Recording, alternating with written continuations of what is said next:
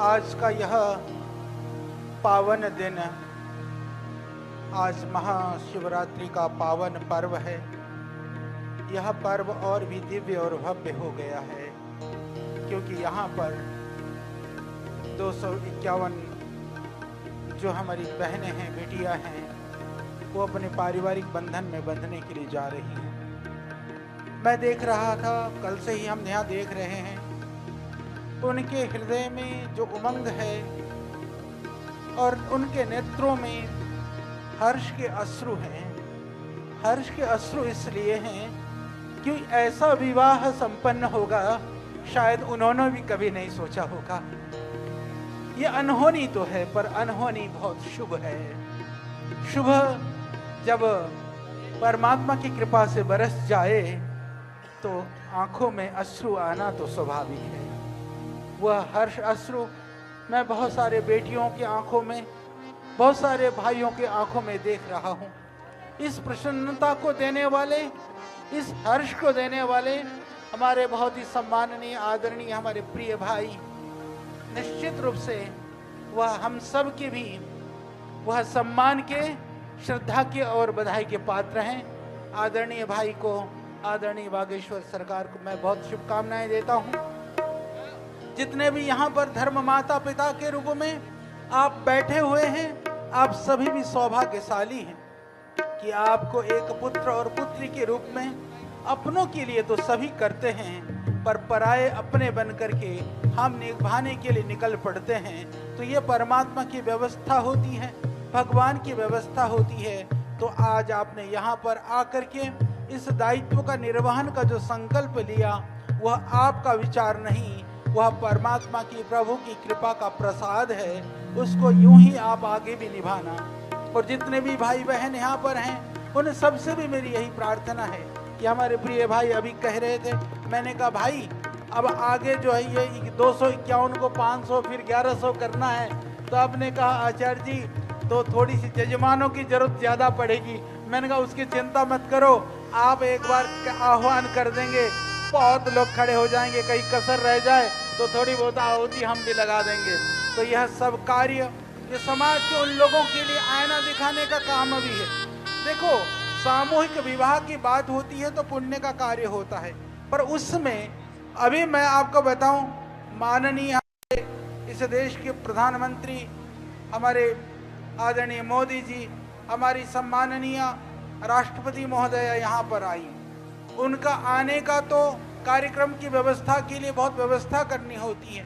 इन कन्याओं के लिए मैं आपको सच बताऊं कि जब आपके परिवार के अंदर एक बच्चे का विवाह होता है तो आपको कितनी उसके लिए कितनी व्यवस्था करनी होती है, कितना पुरुषार्थ करना होता है, कितना आप समय लगाते हैं। जब भावना के साथ में इतनी सारी कन्याओं का घर बसाना हो तो जो एक पिता होता है, भाई होता है, सच मानिए जितना पुरुषार्थ करना होता है, उस पुरुषार्थ को मैंने अपने भाई धीरेन्द्र कृष्ण शास्त्री जी के आंखों में देखा है। ये कितने रातों से नहीं सोए होंगे आप सोच नहीं सकते, पर मैं महसूस कर सकता हूँ। मुझे पता है कल रात को भी 11-12 बजे छोड़ करके गया, और ये अपने खाने की और सोने की इस व्यक्ति को चिंता नहीं, पर आपकी इतनी चिंता है कि हर पल हर क्षण आपके लिए ही सोचते हैं। ऐसा युवा, ऐसा संत, ऐसा तपस्वी, ऐसा सनातन के लिए सर्वस्व आहुत कर करके जीने वाला व्यक्तित्व आपके सामने है। तो इनके शुभ संकल्प के लिए आप सब सहयोगी हैं, पर और भी ज़्यादा सहयोग करना, क्योंकि समय आएगा, इतिहास भी लिखा जाएगा। उस इतिहास में आप सबका नाम उन सहयोगियों के रूप में लिखा जाए, मैं यही भगवान से प्रार्थना करता हूँ। तो जितने भी धर्म माता पिता आप सब हैं, आपको भी बहुत शुभकामनाएं हैं। आगे के लिए यह आयोजन और भव्यता और दिव्यता के साथ में, जो कई सारे लोग हैं जब भाई धर्म के विषय में, हिंदू और सनातन के विषय में बोलते हैं तो बहुतों को मिर्ची लगती है। उन मिर्ची लगने वाले लोगों में कुछ है वो मीठी गोली और पूड़ियाँ दे करके हमारे जनजाति, हमारे आदिवासी भाई बहनों के परिवारों में जाकर के जो धर्म और उनके जो आस्था को परिवर्तन करने का प्रयास करते हैं, यहाँ तो सब कुछ दे करके सिर्फ विवाह नहीं कराया है। क्या आप सोचते हैं कि बागेश्वर धाम में कन्याओं का विवाह हुआ है? मैं कहता हूं विवाह तो हुआ है, पर इनका परिवार को जीवन निर्वहन के साधन भी यहां से दिए गए हैं, आगे भी पराश्रित न होना पड़े।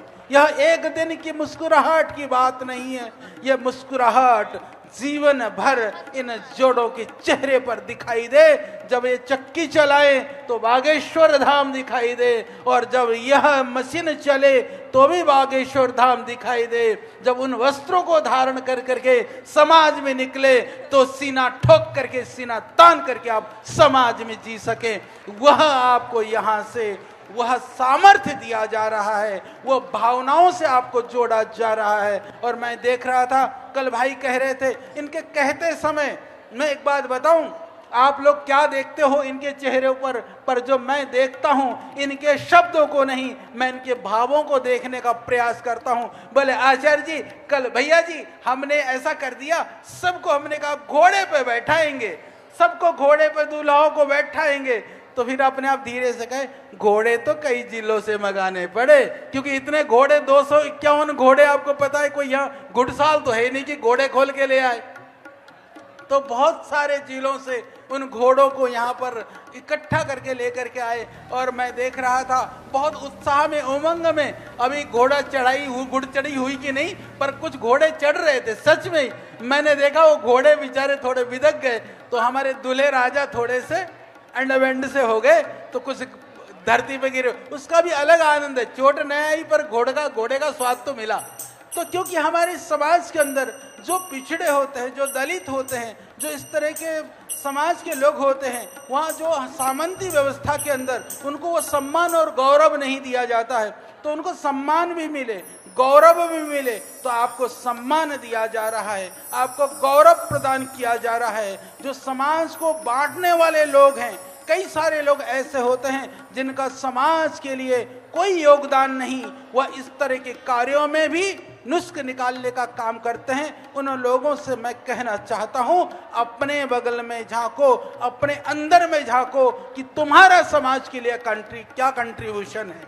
तो आइए हम सब मिलकर के विकसित देश, सभ्य समाज, सनातन के गौरव से परिपूर्ण समाज के निर्माण के लिए इस तरह के आयोजनों में आप बढ़ चढ़ करके भाग लें। आनंद उत्सव मनाने के साथ साथ में सहयोग भी करें। जिन लोगों ने यहाँ पर इस कार्यक्रम में सहयोग किया है, मानिए कि आपने जो कार्य किया है, इससे बड़ा कोई पुण्य का कार्य नहीं हो सकता है।